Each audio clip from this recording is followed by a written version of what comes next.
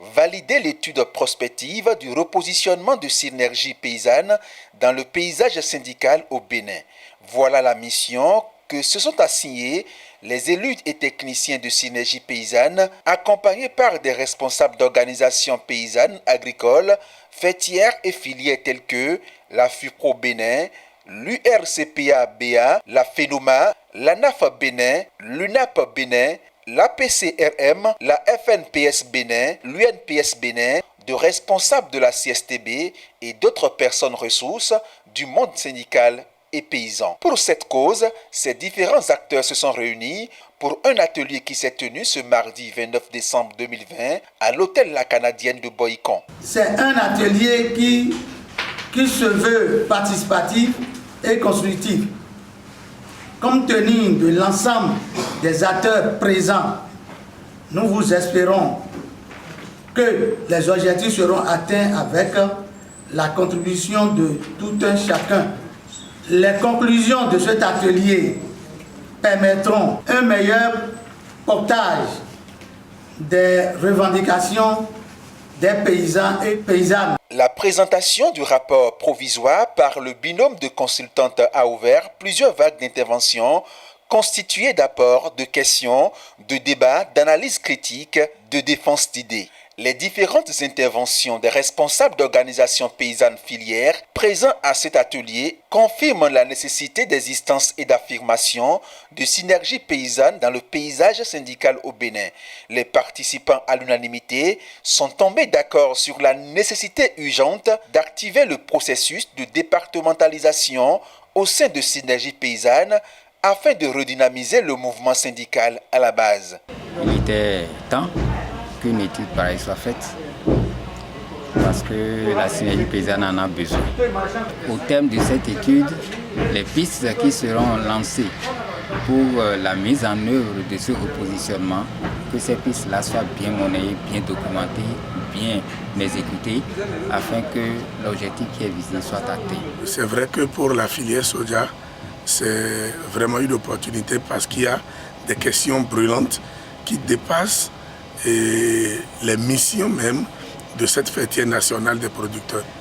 Et il faille des actions syndicales réellement pour faire bouger les choses au niveau des décideurs. Les questions de fixation de prix, les questions de rétrocession des tasses, des quotas sur les tasses perçues à l'exportation du soja. C'est des préoccupations importantes pour lesquelles les seules actions de l'Union nationale des producteurs de soja ne peut pas résoudre. Nous nous battons, nous autres, pour mettre nos producteurs soit en groupe pour faire des ventes groupées, l'écoulement, tout, mais ça ne suffit pas. Il y a beaucoup d'autres choses, d'autres facteurs que le syndicat peut nous aider à faire aussi. Quand je prends par exemple le secteur semencier, nous avons un certain nombre de contraintes liées aux réformes. Nous avons un certain nombre de contraintes liées à la production semencière. Nous avons un certain nombre de contraintes liées au renforcement de capacité aux équipements. Et les différentes approches démontrent que si nous sommes ensemble avec les OP filières, il y a un certain nombre de revendications qu'on peut formuler en direction de l'État central. Il y a un certain nombre de lobbying et de plaidoyer que nous pouvons élaborer ensemble.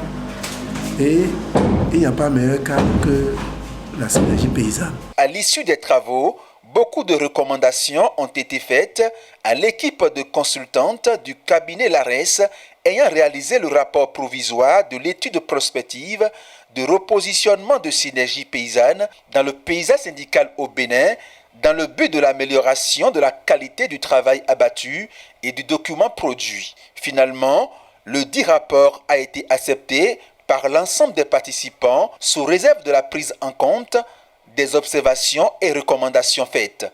Mais le point fort aussi de cet atelier, c'est que tout le monde est resté unanime sur la structuration du syndicat à la base d'abord.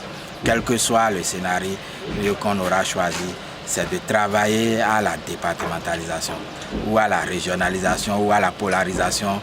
En un mot, c'est la structuration de synergie paysanne, la restructuration à la base, de renforcer la base, la communication à la base, et rendre la base un peu autonome et que le secrétariat permanent soit en quelque sorte un laboratoire, force de proposition sur les difficultés en termes de législation par rapport à tout ce qui est ressources, à tout ce qui est conditions cadres pour exercer le métier d'agriculteur.